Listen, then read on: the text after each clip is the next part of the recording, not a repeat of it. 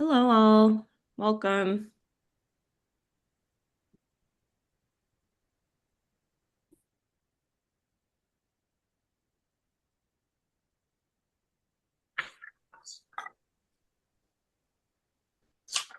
Welcome, everyone. Thank you for joining us today. We'll get started in just a few minutes.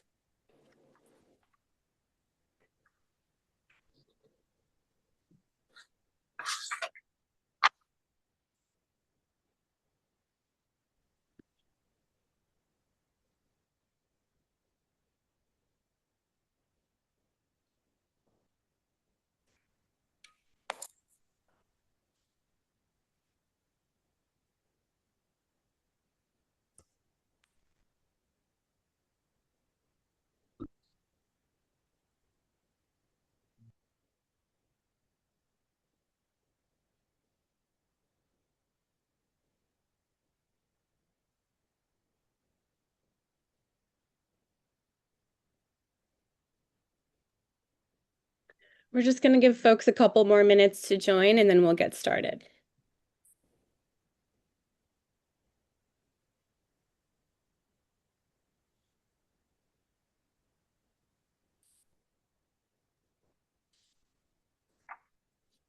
Thank you, everyone, for being here this morning. We're just waiting for a few more folks to trickle in, and then we will get going.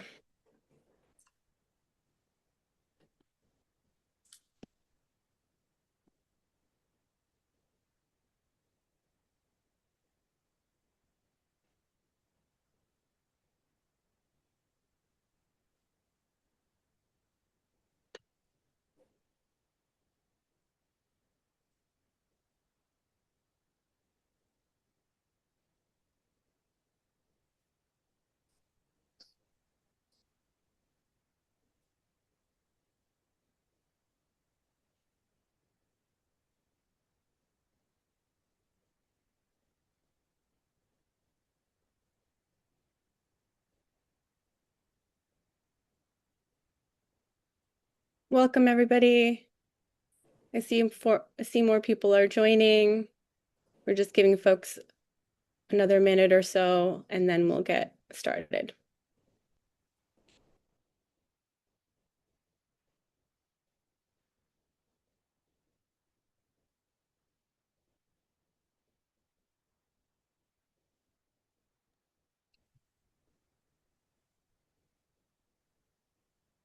Okay. So in the interest of time, I think we should go ahead and start. I want to start by thanking everybody for joining us this afternoon. Welcome to all of our speakers and organizations and partners. Um, Thank you so much for taking the time to be here today. We're so excited to formally launch our CNY United for Community Benefits Agreements Coalition. Um, as you all know, Central New York is on the brink of one of the largest publicly subsidized development projects in the region's history.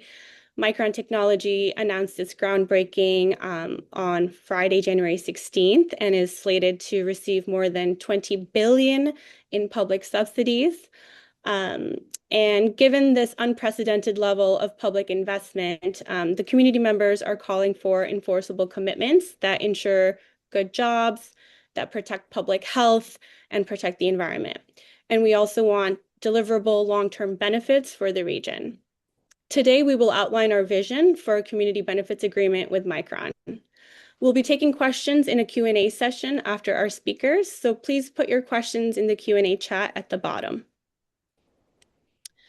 First, we're going to hear from Anna Smith, our research director and policy coordinator at Jobs Move America, about what CBAs are.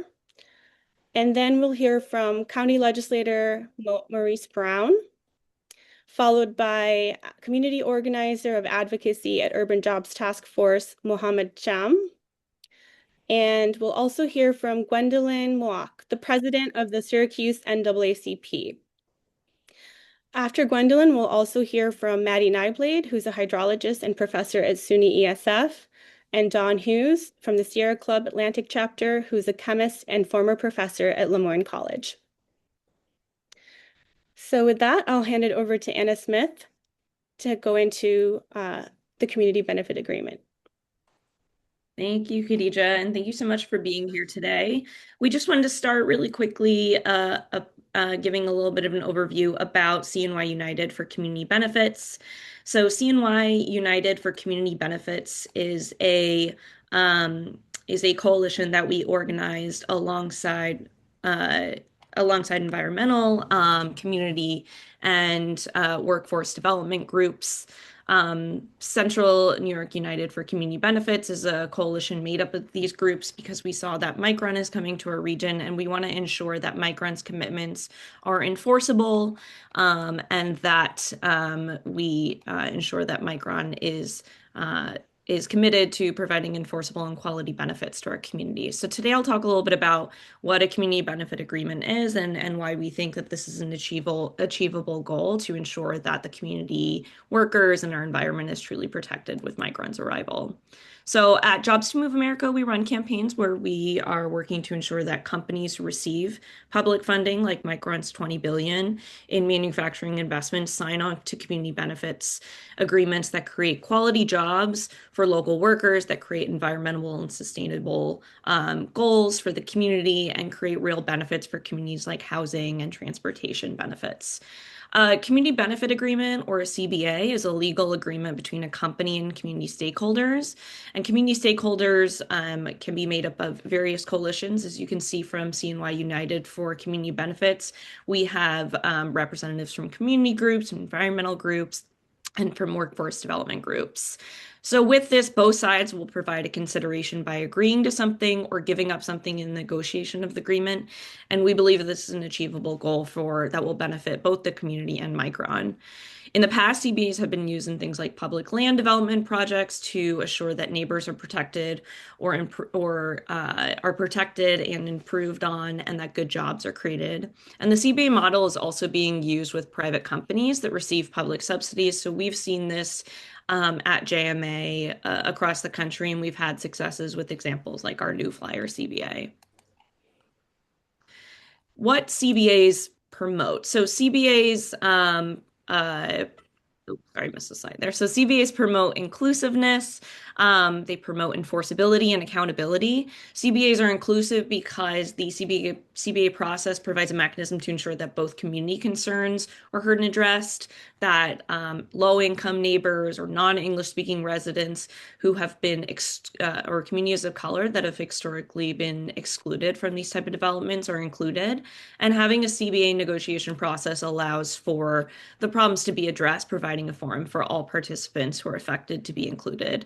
They're also enforceable, a crucial aspect that we feel is currently missing from Micron's promises.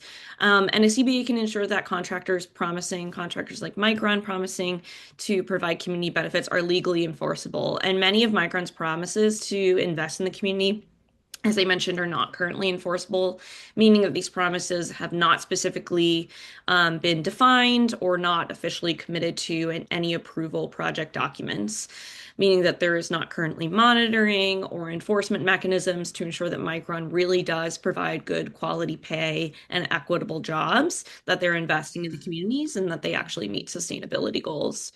And lastly, they're accountable because all of the agreements and promises and commitments that Micron makes under a CBA would be publicly reported and accountable to the community. So why CBAs are important and what the benefits of CBAs are. A CBA is specifically tailored to the needs of the community. So this CBA will be negotiated by our CNY Community Coalition that has spent the past 2 years talking to local people, asking about their concerns, and including a broad and diverse array of stakeholders. What can be included in a CBA are things like hiring goals for workers with barriers to manufacturing, job training programs, living wage and prevailing wage requirements, opportunities for workers to voice their suggestions and concerns in an organized and protected manner, and opportunities to address sustainability and environmental concerns, as well as crucially providing real, enforceable, and quality investments in the community, such as housing, transportation, and investments, and education investments. So why are CBAs important? CBAs are important because Micron is, as we noted, receiving close to $22 billion in public subsidies from the local level to the state level, to the federal level. And we want to make sure that they are making significant commitments to creating good jobs, quality benefits, where they are actually manufacturing these chips in central New York so that they're providing real benefits in the place where Micron will be arriving. By signing a community benefit agreement, Micron can obtain both significant community support in the development of equitable hiring, equitable recruitment pipelines, production feedback, sustainable practices, and really ensuring a win-win both for Micron, the workers, and the community. So I'll pause there. Just wanted to give a brief overview of sort of what we're talking about when we say we want to negotiate an enforceable and accountable CBA with Micron. With that, I will pass it over and stop sharing. I'll pass it over to Maurice Brown, who will begin by talking about the community investments that we want in a CBA. Nice. Thanks, Anna. Can everyone hear me? Show of hands. I feel like they can. Nice. Thank you. Thank you all for being here. Thank you for having me, JWA folks. My name is Maurice Brown. I am the county legislator for the 15th district here in Onondaga County. Um, this is an exciting moment in Syracuse history. It really is. But it doesn't feel that way for everyone, and this is a step towards making it feel like that. I'm excited to support this because all of the growth, all of the potential that this project has, we're not realizing it, and getting this in writing will help us realize it. There are community members with legit concerns. This gives a process for those concerns to be addressed. There are community members who feel like, Micron is kind of happening around them, not necessarily with them. This is a step towards inviting everyone into the conversation.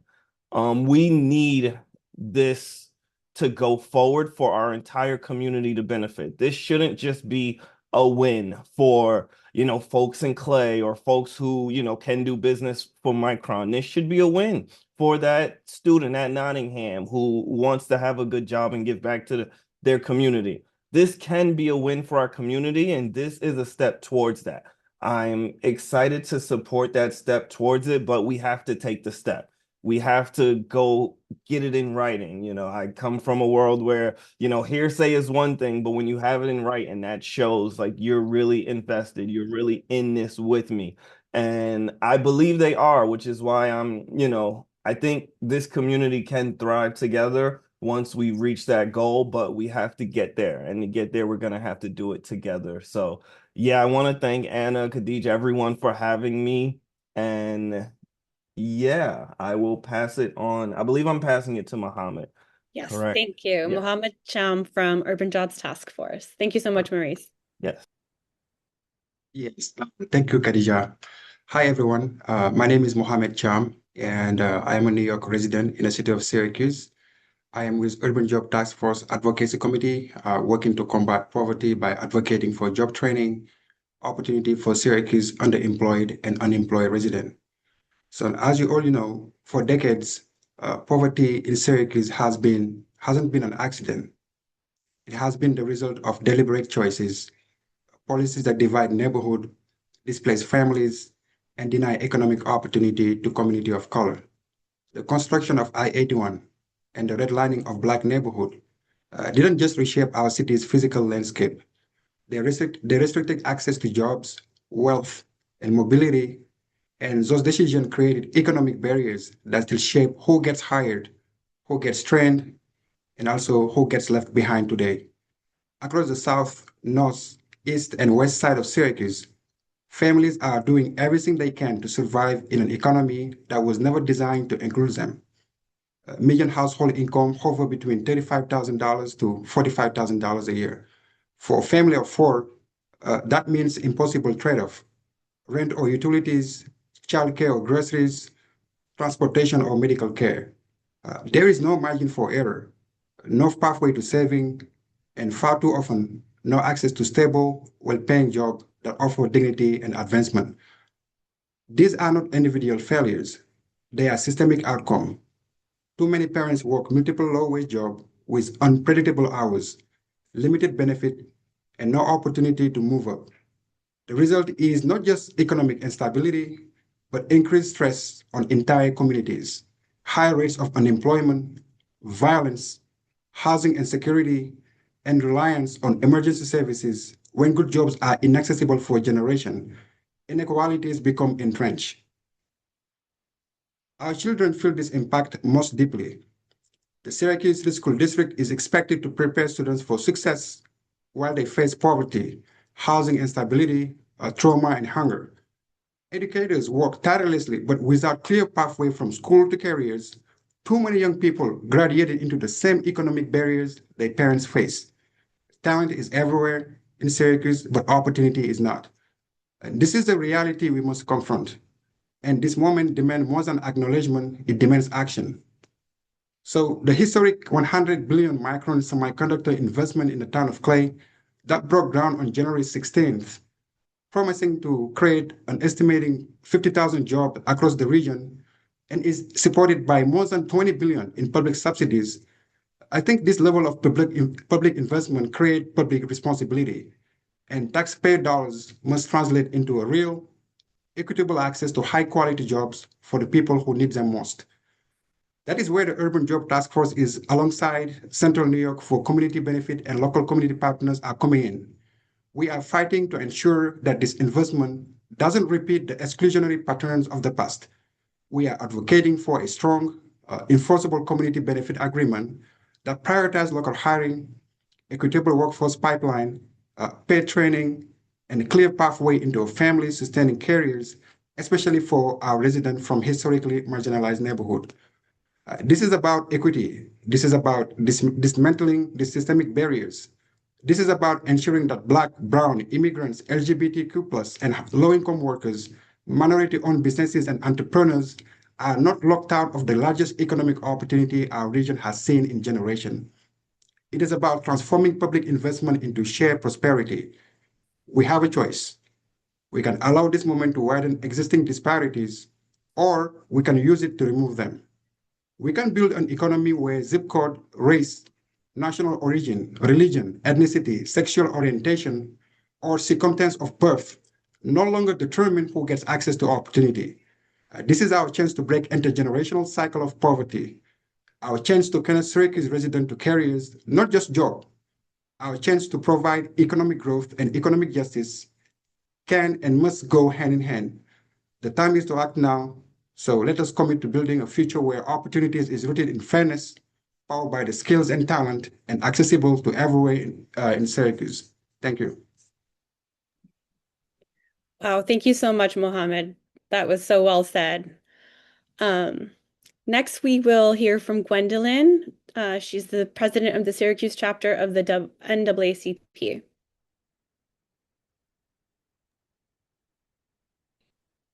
Good afternoon.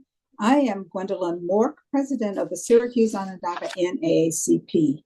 The NAACP has been around since 1909. We are the oldest civil rights organization in the US.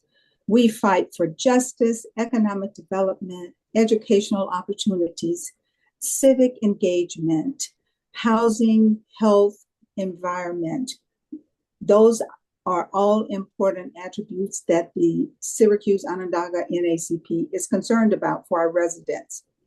With CNY United for a community benefits agreement, we believe our community deserves enforceable and transparent commitments from Micron to ensure their project provides real benefits to the community, particularly for those in historically underserved areas.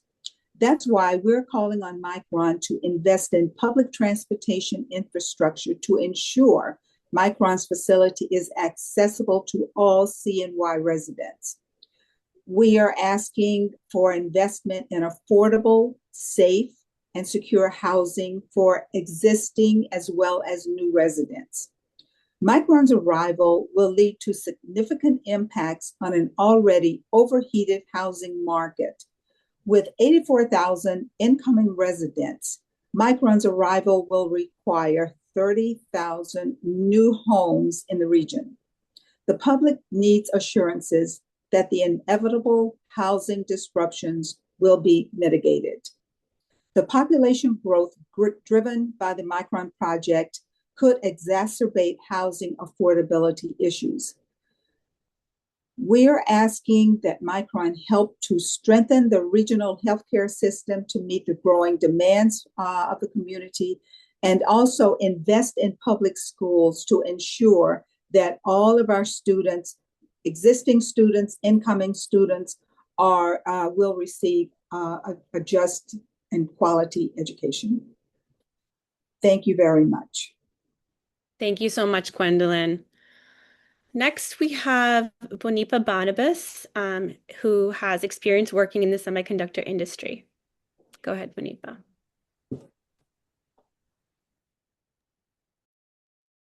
Hi, everyone. My name is Bonimpa Barnabas, a resident of upstate Syracuse, New York. Formerly, originally came from Democratic Republic of Congo. I have lived here for 13 years, and I currently work in a manufacturing industry here in Syracuse, New York, that is unionized. But I am also a former semiconductor worker at the company called NextGen, used to operate here in Syracuse. I have had experience by working at semiconductor where I had challenges being laid off unexpectedly. While I was in the process of buying a house, like having in the process of being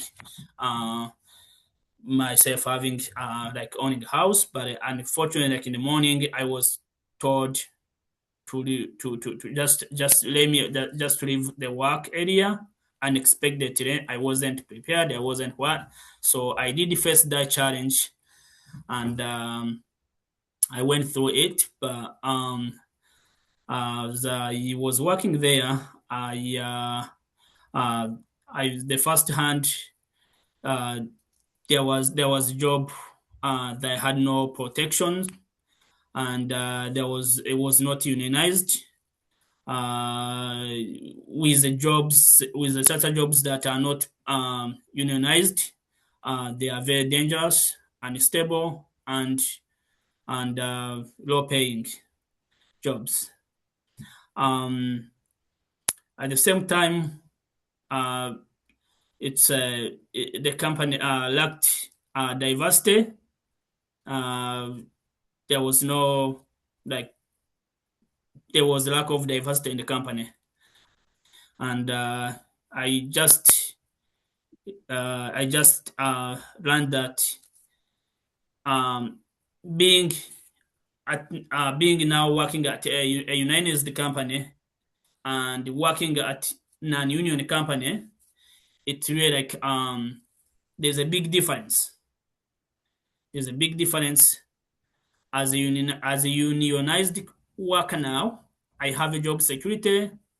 I have I have good benefits, and also I see the difference by me working in both union company and non-union company. It's really very, very, very big difference.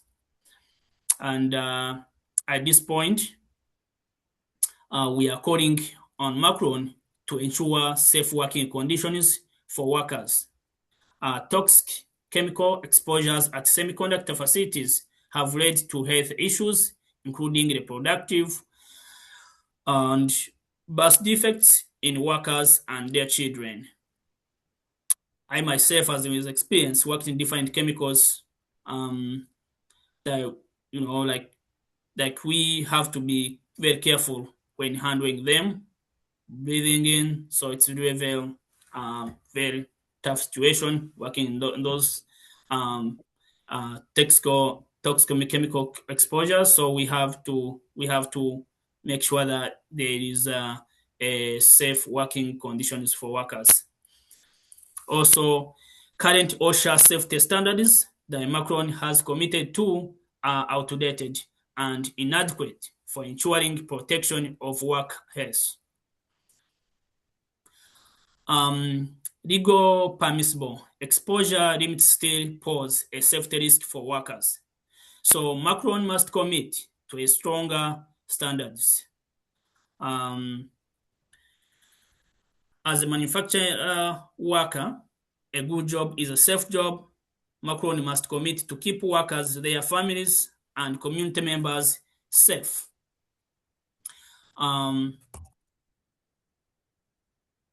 Also, to make sure that workers are protected from hazardous worker conditions, toxic chemicals, by implementing state-of-the-art health and safety protocols to protect workers and their families, especially from exposure to large quantities of toxic chemicals used during the production. Thank you. Thank you so much, Banipa. Really appreciate hearing from your lived experience. Next, we will hear from Professor Maddie Nyblade, who is a hydrologist at SUNY ESF. Thanks, Khadija. As Khadija mentioned, I'm a professor at SUNY ESF. My background is in geology, geoscience, hydrology. I do not speak on behalf of ESF. I'm speaking as a member of the Sustain CNY Coalition, and I'm really honored to be part of this call for a community benefits agreement in line with all of the speakers that have just spoken. I've been in the Syracuse area for 3 years, and I've really fell in love with the waters and the people of these lands. And so I'm really excited that there's a possibility of holding Micron accountable for taking care of our lands and waters. And I really think about this as stewarding the community that we all call home for our future generations and making sure they have a voice in the future development of Micron and this development of this region. I also want to acknowledge that Micron and the development plan is on the lands identified by the Onondaga Nation in their land rights action, where they call for healing and environmental caretaking. And so it's really important as Micron comes to this area to think about how it's a responsible neighbor and upholding the environmental stewardship called for by the Onondaga Nation on Onondaga lands. I also want to start off by mentioning New York State has really impressive and inspiring goals around climate, mitigating climate change, reducing our greenhouse gas emissions, switching to renewable energies. And so we see Micron as a potential for really meeting these goals, but as their current proposal, it's called into question whether they will really be supporting the goals of New York State. So to jump into some information about Micron proposal is a massive mega fab production of semiconductors. Micron will use a huge amount of energy to operate these factories as well as amount of water in their manufacturing process. And as I said, this puts pressure on New York State's energy grids and the fossil fuel consumption, which will put New York State at risk for not meeting its renewable energy goals and greenhouse gas reduction goals. Micron will need energy 24/7, and this will be a really high electrical demand, more than double the annual electricity consumption of the city of Seattle. And in order to actually construct this mega fab, Micron will destroy hundreds of acres of wetlands. These wetlands are important sources for a sink for carbon from our atmosphere, reducing the impacts of greenhouse gases and reducing the impacts of climate change. These wetlands also are habitat to various endangered species, and they serve as a flood mitigation area for the downstream communities along the Oswego River. And so by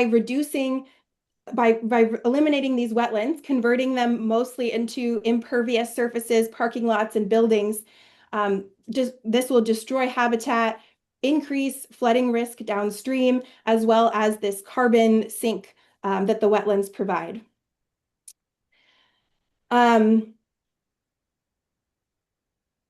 Addressing these environmental concerns will be critical to ensure Micron's projects does not harm the local environment and creates a space where our future generations can really thrive. This is why we're calling Micron to limit immediate and long-term environmental harms and care for impacted lands, waters, fish, and wildlife. Micron must ensure that their mitigation plan fully replaces the valuable wetlands habitat, watersheds, and habitat for multiple endangered species that this project will destroy. We also ask them to minimize negative impacts to native species and ecological communities. Environmental protection should also include protecting the vibrant agricultural economy of our region, as well as the healthy soils and waterways that benefit our communities. We also ask Micron to commit to affordability and abundance of energy and clean water for our communities. Micron must ensure that their massive energy and water use does not affect the affordability and abundance of energy and clean water in central New York or elsewhere. The costs of infrastructure upgrades and higher energy demands to benefit Micron are not the responsibility of ratepayers, but these are the responsibility of Micron. I will note, and I think Don will speak to this as well, that there are chemical contaminants that will be released because of Micron, and this flows into drinking water sources for the county and surrounding regions. And so it's really important that this drinking water is cared for. Otherwise, taxpayers will have to spend more to clean up their drinking water. And lastly, we call on Micron to generate renewable energy and minimize contributions to the global climate emergency. We call that to meet Micron's 100% renewable energy commitment and to help meet the goals of New York's signature law to reduce greenhouse gas emissions. Micron must create a comprehensive plan to generate or purchase renewable energy using wind, solar, hydro, or other renewable technologies, as well as ensure adequate power and grid and storage infrastructure without relying on renewable energy credits, since these credits do not create renewable energy for the state.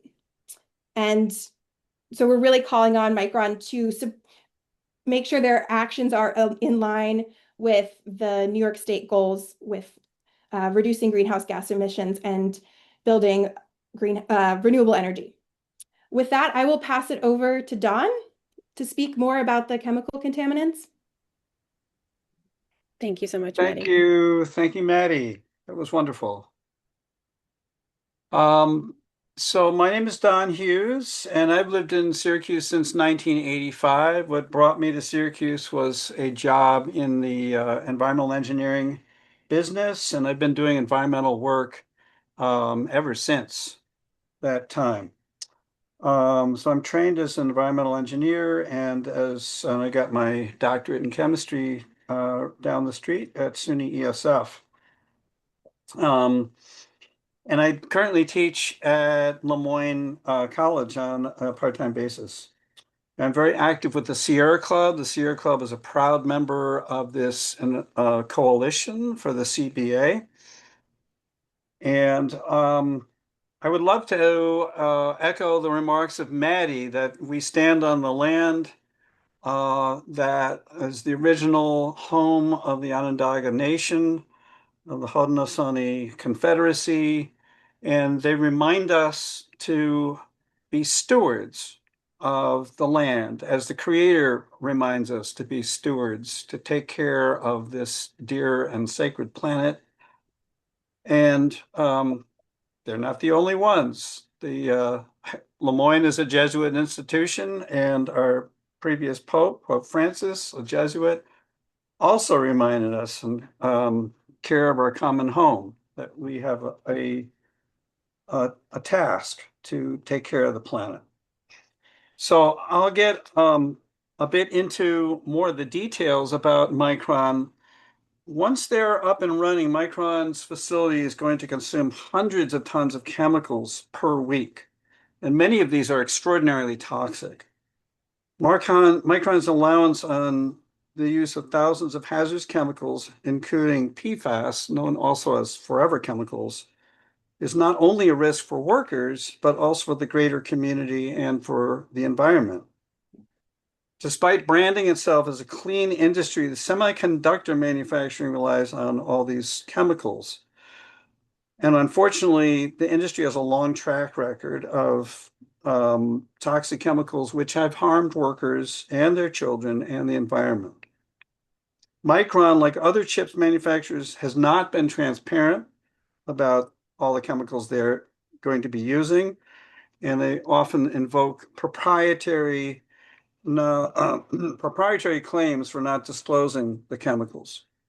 And the industry has a history of introducing new chemicals and other production materials without evaluating toxicity.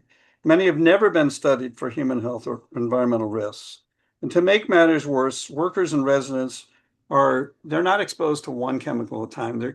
They're exposed to a collection of chemicals. And that magnifies the danger of those chemicals. This facility will generate millions of gallons a day of industrial wastewater, which will undergo treatment at Micron and then will be sent over to Onondaga County to the Oak Orchard wastewater treatment plant. And Micron is planning to recycle much of the water, which is a commendable thing to do. However, we remain very concerned about Micron's use of the forever chemicals, which are highly toxic. They're very difficult to break down, and they're challenging just to measure them. Micron has not revealed which kinds of PFAS it will use, nor the quantities. And in addition, if that weren't bad enough, the state regulatory agencies have not caught up to the reality that hundreds of types of PFAS are employed in modern chips manufacturing. And Anna, can you bring up the slide? So the regulatory agencies are focused on two chemicals out of a universe of 12,000 types of PFAS. So you see this pink box, PFO and PFOS are the two chemicals that they have issued some limitations on. And this is part of a group of 40 that they're specifying need to be monitored. But the reality is that the chips manufacturing industry uses hundreds of chemicals that they purchase and use to make chips. And then in the process, those chemicals are transformed into hundreds, probably thousands, literally thousands of other PFAS. So this is what we're faced with, is this undefined mixture of compounds that are toxic and which accumulate in the environment and accumulate in wildlife. The wastewater permit, which has been already proposed for the industrial wastewater, just requires every 3 months, go out, collect a sample, and measure for 40 PFAS compounds, and there's no limitations on what can be released. There's simply what they call action limits on those two chemicals, which the chips manufacturers don't even use anymore. And if we could turn our attention to air, there's also air emissions from Micron. They will be emitting copious amounts of air pollutants, oxides of nitrogen, hydrogen fluoride, which is particularly toxic, a whole slew of volatile organics, fine particulate matter, which is linked to asthma, and perfluorinated gases, which are close cousins of PFAS. Most of these things cause ill health in exposed populations, especially children. And they have estimated, Micron has estimated they are going to emit the equivalent of 2 million metric tons of greenhouse gases every year. That's these perfluorinated gases. These things last for thousands of years in the atmosphere, by the way. So we call on Micron to, one, protect communities' health and safety from toxic chemicals that they're using to make the chips and their byproducts. Be transparent about the chemicals that it's using, how much, and minimize the use of these chemicals. To not pollute our air and our water, our waterway, our air, our soil, our waterways, and the groundwater with any of the hundreds of chemicals that are used, especially the very toxic chemicals, the persistent PFAS, super toxic gases like arsine and phosphine and nitrogen trifluoride and hydrogen fluoride. Essentially, what we're saying is you're going to use all this water, put it back as clean as when you found it. I'll just mention that the DEC commissioner at the groundbreaking made a promise that to uphold the protection of freshwater wetlands, water quality, air quality, endangered and threatened species, and other environmental priorities.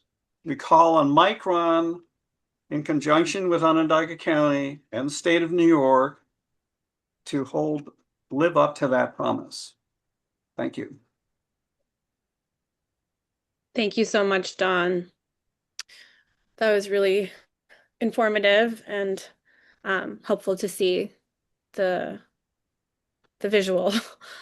Okay, so just a reminder that we are going to be taking questions. So if you want to put your questions in the chat, we do have a couple questions that have been submitted so far.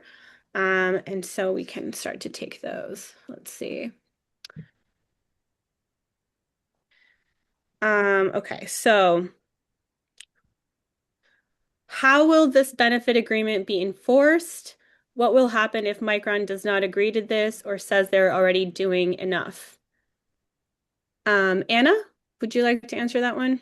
Yeah, so I can answer that quickly. So, in terms of enforcement, community benefit agreements are privately negotiated agreements that are enforced as a contract, a privately negotiated contract. So, our goal is to get Micron to come to the negotiating table and negotiate a community benefit agreement that addresses the concerns that our amazing speakers spoke to you about today. It would be enforced through that private contract, and it would be publicly transparent in terms of the commitments and the reporting on those commitments. And so we, as a community, would be able to hold Micron accountable if we find that they are not adequately meeting the standards. Say they said they were going to hire so many local workers and they didn't, then we can hold them accountable to that through the actual mechanism of the CBA contract itself. I'll pause there. Happy to answer any other questions, but I know we have some other questions in the chat.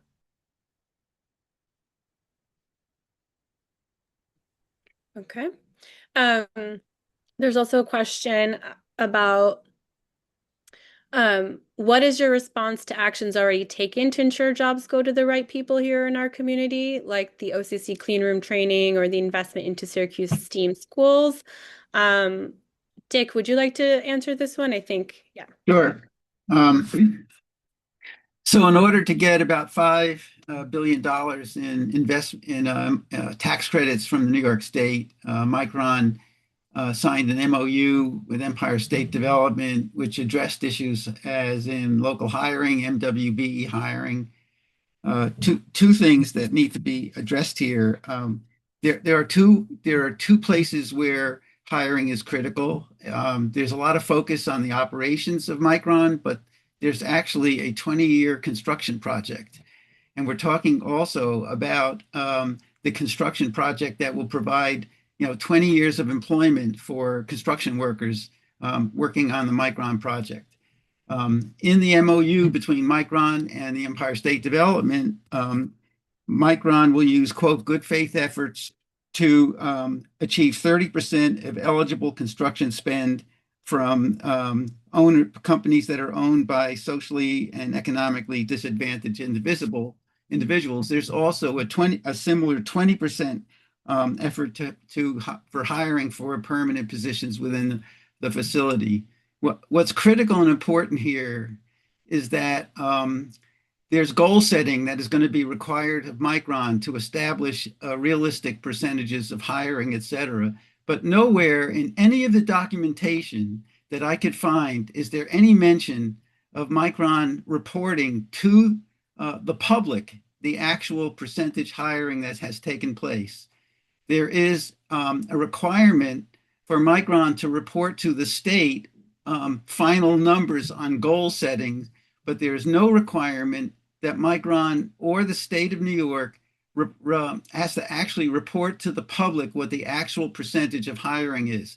The reason that this is important is what made the Urban Jobs Task Force of Syracuse literally led the way in the I-81 project. And one of the great achievements of their work is that the New York State Department of Transportation agreed not only to a percentage of hiring, but actually in real-time reporting of the actual results of disadvantaged MWBE workers on the I-81 project. So we not only have goals, we actually had actual measurements reported to the public so that we could track the actual hiring.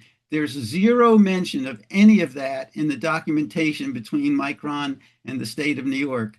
So this is a place where where having a community benefits agreement can force Micron and the state of New York to actually report not only the goals for hiring of for MWBE and economically disadvantaged ownership of vehicles, but actually report the numbers to the public so we can actually track whether they're actually keeping their promises or not. Thank you so much, Dick. Next question is, have you had success getting Micron to the table to discuss the community benefits agreement? What has Micron's response been regarding the PFAS? We actually sent a letter this morning officially asking Micron to come meet with our Community Benefits Coalition to start negotiating the agreement. And regarding the response to the PFAS concerns, I know that we submitted a lengthy, detailed public comment to the draft environmental impact statement asking for more disclosure of the exact chemicals used and the exact quantities of each chemicals used, and that has not been provided. So there's a lot more information that we feel that the public is owed still. If I could add to that, that was actually in going from the draft EIS to the final EIS. Micron and the agencies did add a whole appendix about PFAS. So more information was provided. I was really glad to see that, but it still didn't really flesh out what they're going to be using and how much, unfortunately. And there's been no commitment to actually destroy PFAS that I've seen. There's treatment, but there's not actual destruction of the PFAS. And that's really what you need. And I would just add, personally, I'm very happy to see that Micron has invested in worker training, like at the OCC clean room, and investments in STEAM programs in public schools. Thank you. I just wanted to speak a little bit about the job-based aspect of this whole economic development, and it stemmed from my experience as a workforce development and also as a community organizer and advocacy.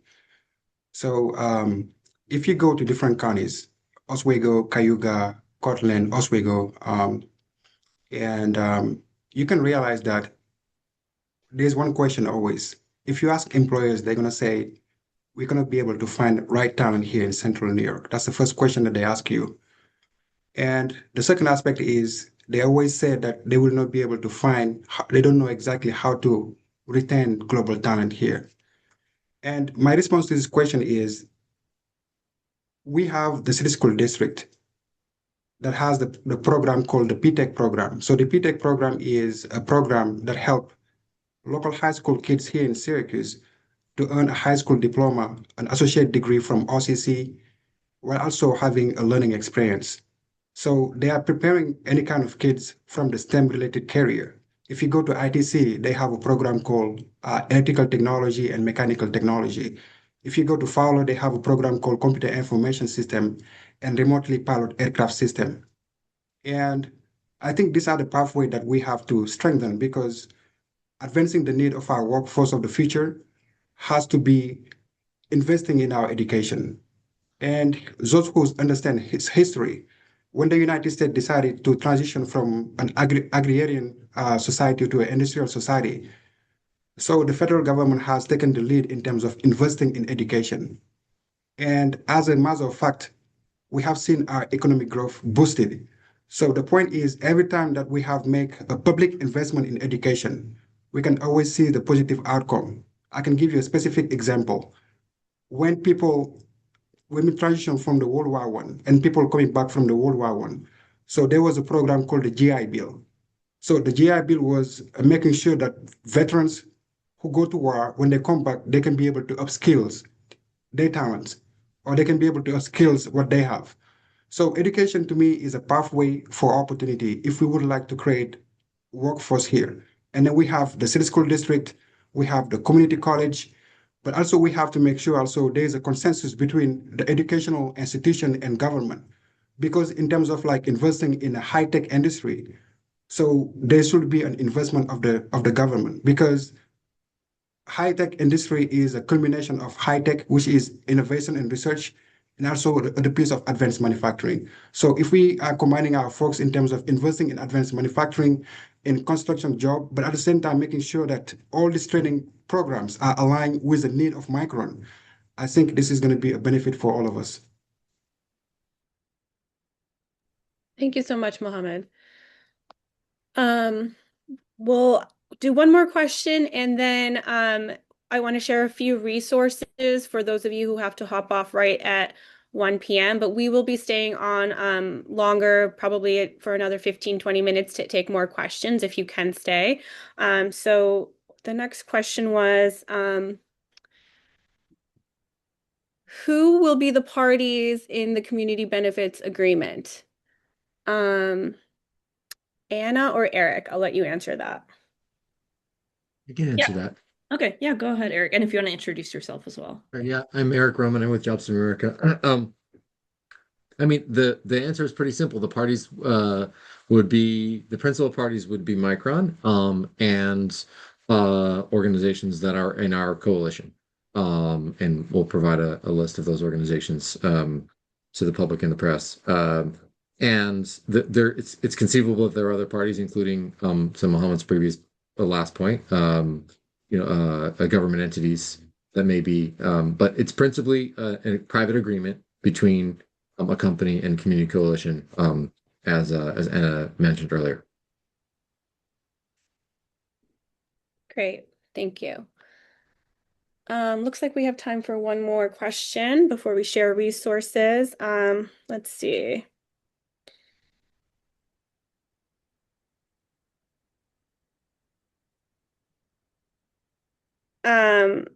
If these issues were not addressed in the environmental review process, why would Micron feel they should be addressed now? If they don't agree, is there a plan to make these assurances to the community? I guess I'd have Eric. How do you want to take that? I mean, I think the first step is, which we've taken today with the launch of this coalition and sending a letter to Micron, is to open up a dialogue with them. So we don't want to presume how they'll respond to that invitation.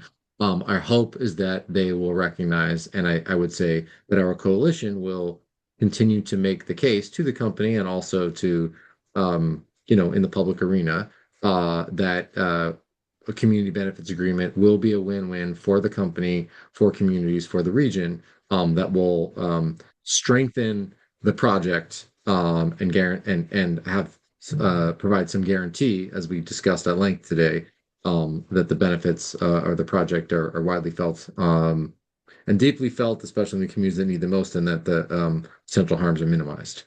So, we will continue to make that case in the public and with the company. And we hope that as we build this coalition, others will join in that call, and that the company, will be willing to negotiate and to recognize that it's in their best interest as well. Thank you. Okay, so please feel free to stay longer if you're able to, but I do want to take a moment to share a few key action steps that people can take. We will be launching our coalition website, and I'd love to share that with you all as a resource, so I can put that in the chat.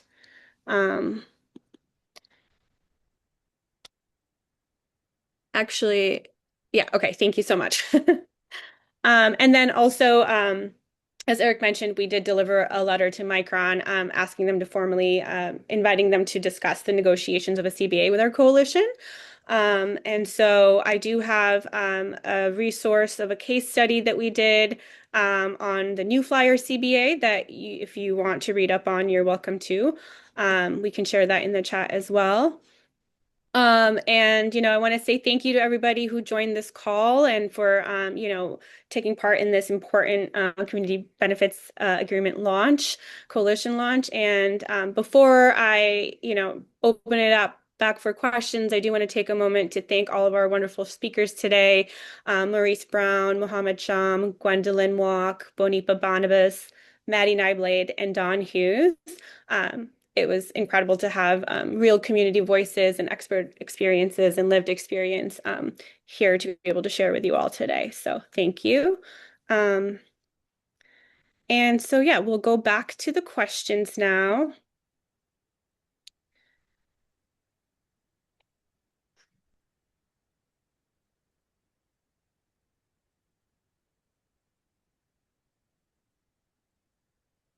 Let's see. There's a follow-up question about the potential participants. I believe in a meeting between Micron and the Community Task Force. Um, I'm not sure who asked that question. If so, maybe they want to clarify exactly what additional information they're hoping to get.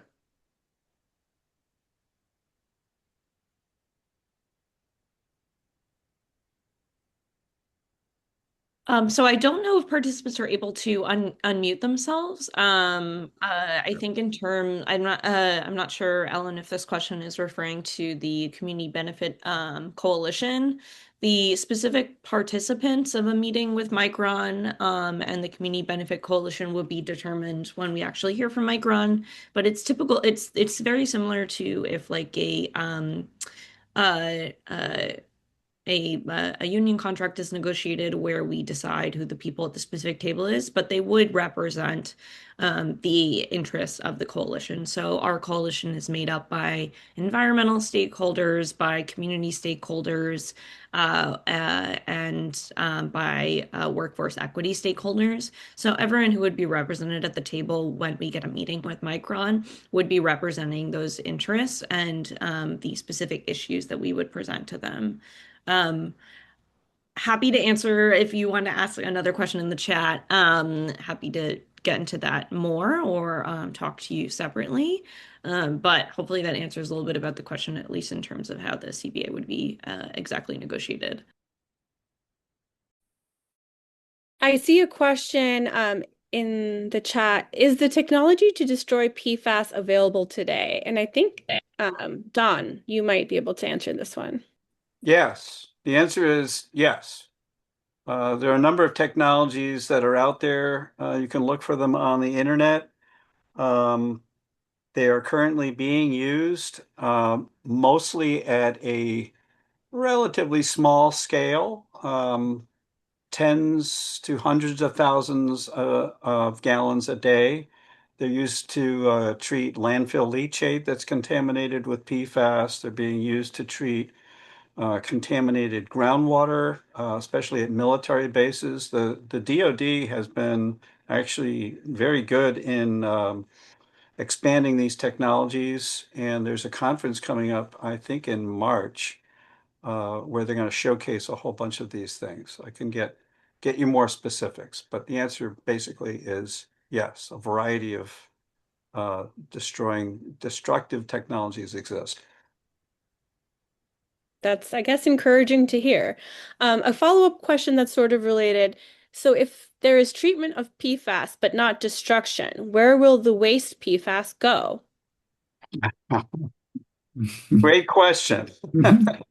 So what happens is the PFAS is coming out in the wastewater, and then the treatment technology separates the water and concentrates the PFAS. That's the basic principle here. And then hopefully the water that's going out into the river is completely cleaned. All the PFAS is removed, but then you've got this concentrated stream you've got to deal with. Right now, from what I've seen from the plans that were submitted to the state DEC, is it's simply going to be more and more concentrated until you end up with solids, and those solids will end up in a landfill. Um, I hope, but the PFAS then can migrate.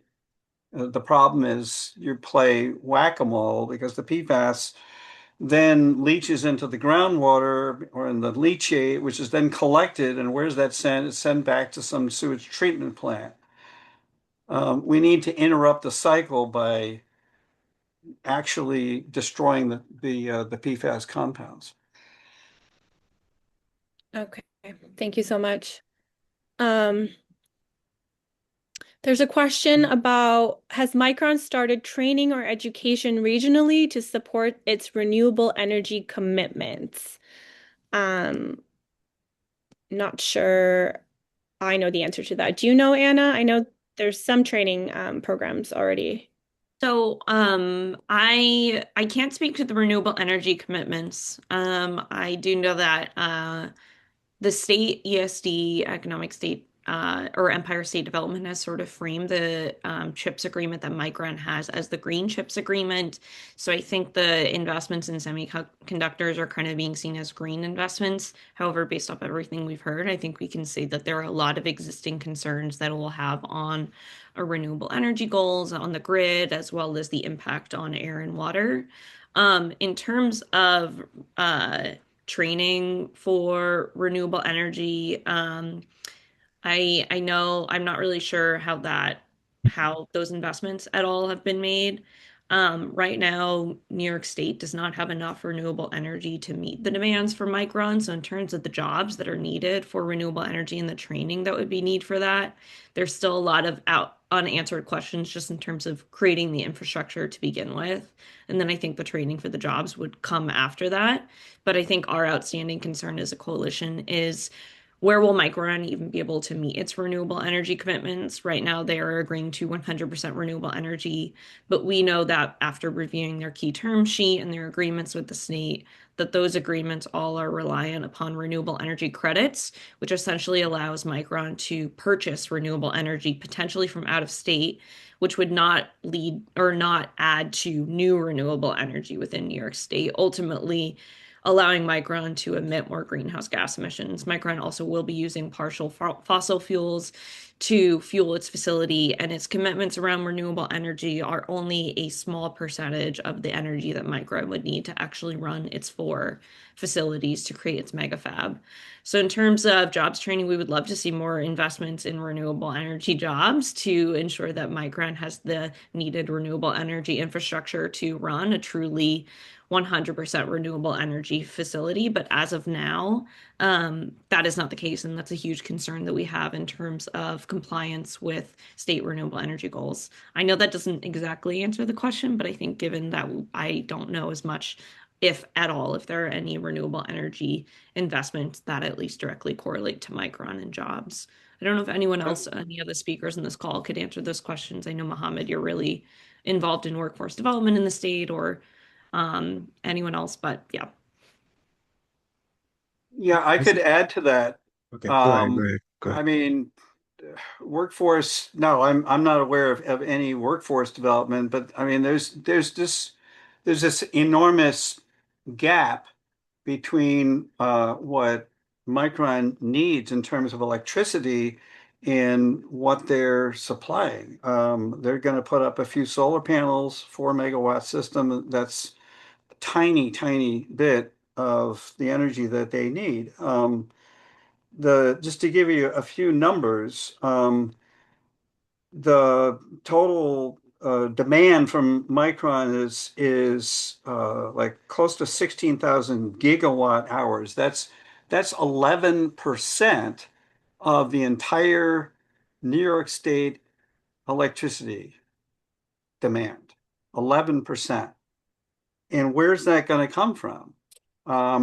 There's basically no plans for building new renewables, new wind, new solar.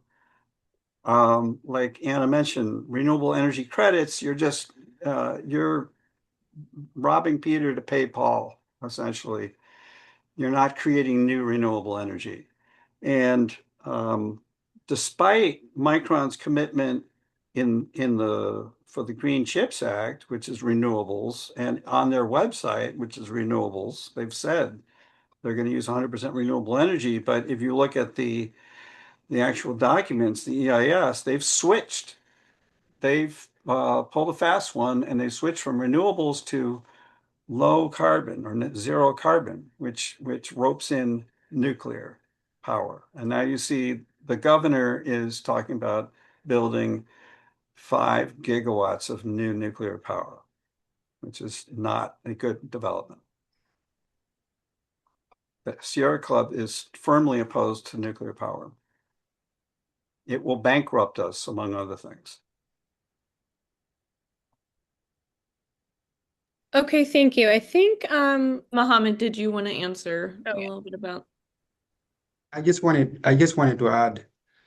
So right now there is a consensus between Empire State and some advanced manufacturing companies like Magni, the Manufacturers Association. So basically, we understand that Micron will require for us to have sustainable energy sufficiency right here. And I think there's a huge investment in nuclear power plant for Oswego.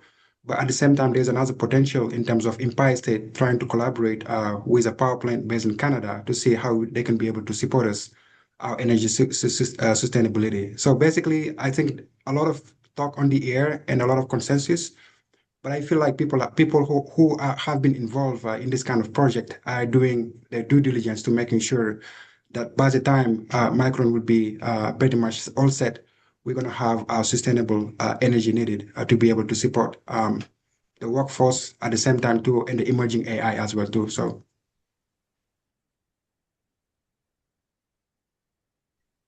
Great. Thank you so much. Okay, I think that's it for the questions. And I know we've gone over time a little bit, so I do want to thank everyone for sticking over and for your participation. Thank you again to our wonderful supporters and speakers and to our coalition. We are super excited to have publicly launched our CNY United for Community Benefits Coalition and excited to do the good work that's ahead. So thank you so much. And please feel free to reach out if you have questions and after you've shared, after you've read through some of the resources that we've shared. And yeah, we look forward to working together. Thank you, everyone. All right. Bye. Thank you.